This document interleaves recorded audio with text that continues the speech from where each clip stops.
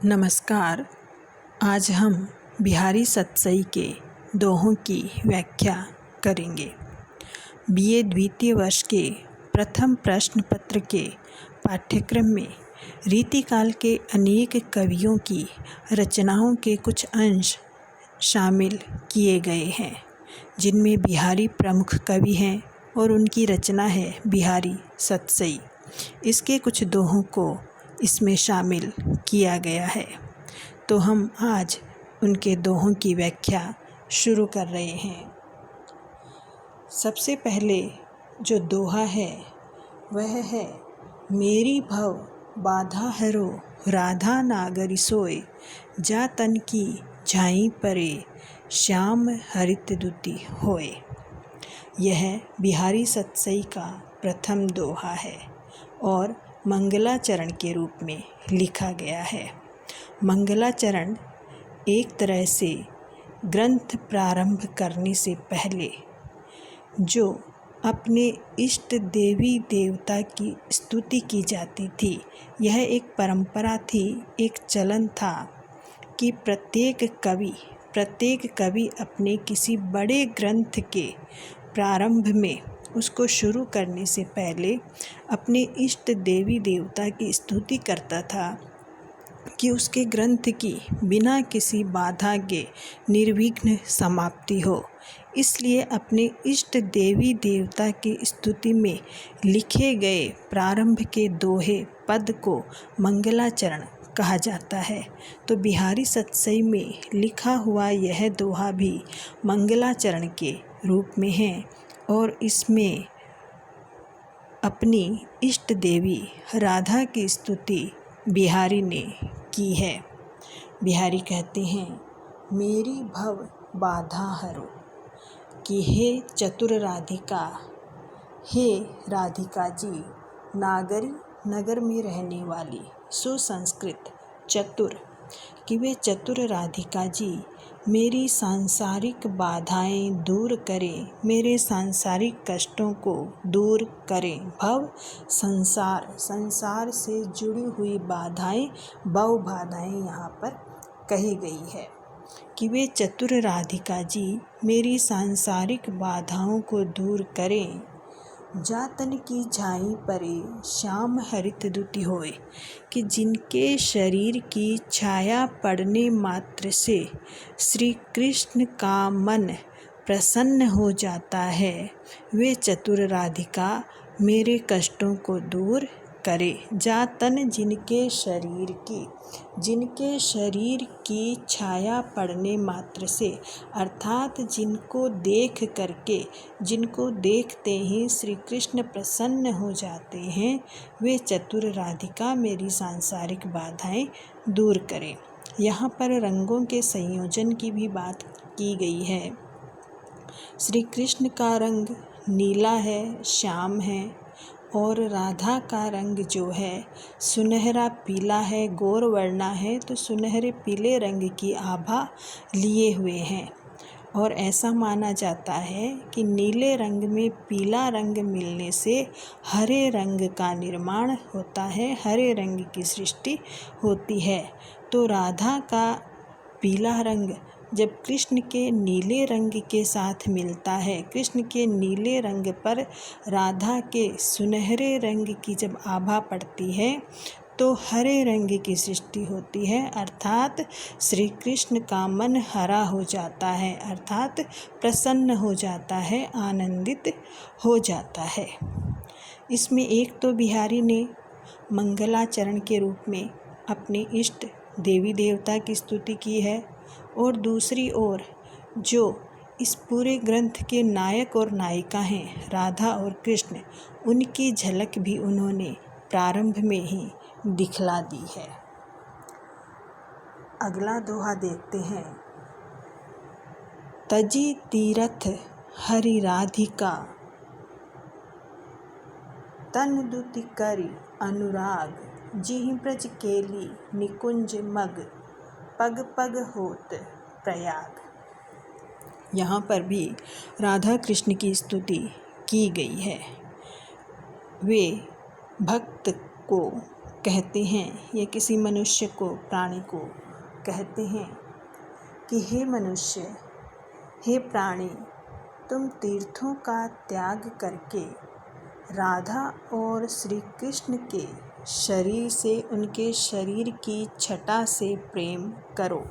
अनुराग, प्रेम, तन दुति, शरीर की छटा, शरीर की शोभा, शरीर की चमक, कि तुम तीर्थों का त्याग करके, तीर्थ यात्रा का त्याग करके राधा और कृष्ण के शरीर से प्रेम करो, अर्थात राधा कृष्ण की भक्ति में अपना मन लगाओ।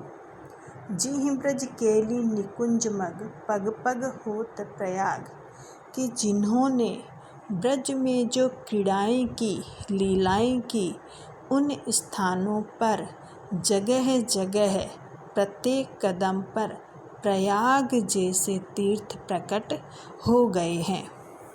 निकुंज, निकुंज कहते हैं जहाँ बहुत सारी नृताएँ आपस में मिल जाती हैं और उनके बीच में एक स्थान बन जाता है, उसे निकुंज कहते हैं।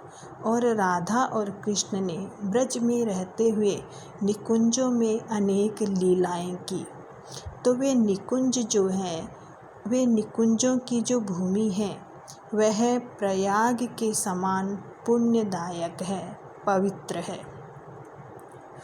प्रयाग तीर्थराज माना जाता है और वहाँ पर गंगा, यमुना, सरस्वती का संगम होने से इसका प्रभाव, इसका महत्व बहुत अधिक माना जाता है। तो यहाँ पर कहा गया है कि तीर्थों का त्याग करके राधा और कृष्ण के शरीर से प्रेम करो, राधा और कृष्ण की भक्ति करो, कि जिनके द्वारा ब्रज में की गई क्रीड़ाओं के, लीलाओं के स्थल पर, निकुंजों के मार्ग में कदम कदम पर, पग पग पर प्रयाग जैसे तीर्थ प्रकट हो गए हैं, अर्थात जहाँ राधा कृष्ण ने लीलाएँ की उन स्थानों का महत्व प्रयाग के समान है। तो जब उनके द्वारा की गई लीलाओं के स्थल का महत्व प्रयाग के समान है, तो उनसे तो प्रेम करना अत्यंत ही पुण्यदायक है, फलदायक है। इसलिए तीर्थों का त्याग करके उनके श्री चरणों में अपना मन रमाना चाहिए। यहाँ पर भी बिहारी ने अपनी इष्ट देवी देवता की स्तुति की है। अगला दोहा देखते हैं। नाचे अचानक ही उठे, बिनु पावस वन मोर, जानती हो नंदित करी, यह दिसी नंद किशोर। वर्षा ऋतु में मोर नाचते हैं। वर्षा को आया देखकर, बादलों को आया देख करके मोर नाचना प्रारंभ करते हैं, क्योंकि मोरों को वर्षा ऋतु प्रिय है, बादल प्रिय है। तो यहाँ पर कोई गोपी सखी कह रही है कि बिना वर्षा ऋतु के ही मोरों ने अचानक नाचना प्रारंभ कर दिया। पावस वर्षा ऋतु, कि बिना वर्षा ऋतु के ही मोरों ने नाचना प्रारंभ कर दिया। तो वह अनुमान लगाती है, जानती हूँ, ऐसा जान पड़ता है, नंदित करी यह दिशि नंद किशोर, कि इस दिशा को नंद किशोर अर्थात श्री कृष्ण ने आनंदित किया है, प्रसन्न किया है। भाव यह है कि वर्षा ऋतु तो है नहीं, लेकिन उस दिशा की ओर श्री कृष्ण का आगमन हुआ है। कृष्ण का श्याम शरीर है, बादलों जैसा उनका शरीर है। कृष्ण को भी घनश्याम कहा जाता है, बादलों को भी घनश्याम कहा जाता है। तो जो श्री कृष्ण का घनश्याम, श्याम वर्ण का बादलों जैसा जो शरीर है, घनश्याम जैसी जो आभा है, उसको देख करके मोरों को बादलों का भ्रम हो गया है, मेघों के आगमन का भ्रम हो गया है। तो वे श्री कृष्ण को देख करके नाचना प्रारंभ कर देते हैं। जैसे बादलों के आने पर, वर्षा के आने पर मोर नाचते हैं, वैसे ही श्री कृष्ण में बादलों का भ्रम हो जाने से वे नाचना प्रारंभ कर देते हैं। तो जो गोपी है वह अनुमान लगाती है कि शायद इस दिशा को श्री कृष्ण ने आनंदित किया है, अर्थात इस दिशा में श्री कृष्ण आए हैं, प्रकट हुए हैं, तभी बिना वर्षा ऋतु के मोर नाच रहे हैं। यहाँ पर मोरों को श्री कृष्ण में बादलों का भ्रम हो गया है। आगे देखते हैं। कहत नटत रीझत खिजत मिलत खिलत लजियात, भरे भोन में करत है नैनन ही सो बात। यहाँ नायक और नायिका के बीच की क्रियाओं का वर्णन हुआ है। नायक कुछ कहता है, नायिका मना कर देती है, नटत मना कर देती है। नायक नायिका की इस बात पर रीझ जाता है, मुग्ध हो जाता है, तो नायिका उस पर खींच जाती है, कुछ क्रोधित हो जाती है।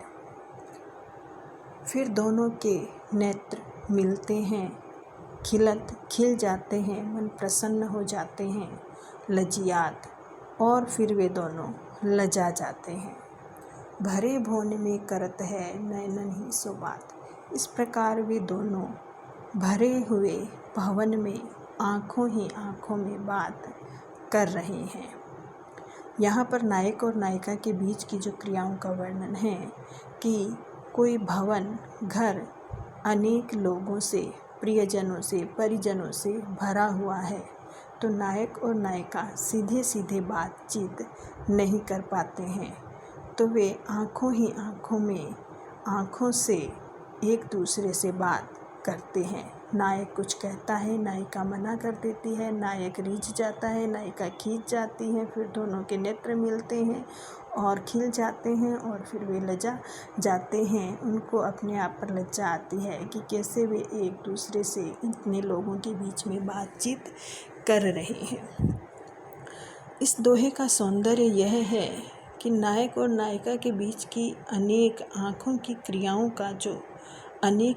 का जो यहाँ पर वर्णन हुआ है, छोटे से दोहे में अनेक भावों और क्रियाओं को यहाँ पर बिहारी ने समाहित कर दिया है। यह है बिहारी की कल्पना की समाहार शक्ति, और इसी के कारण बिहारी के दोहों के लिए कहा जाता है कि उन्होंने गागर में सागर भर दिया है, कि छोटे से दोहे में, 2 पंक्तियों के दोहे में अनेक भावों को, क्रियाकलापों को भरने में बिहारी अत्यंत सक्षम हैं, प्रवीण हैं, और यह दोहा उनकी इस प्रवीणता का उदाहरण है। बिहारी सतसई के कुछ और दोहों की बात हम अगली क्लास में करेंगे।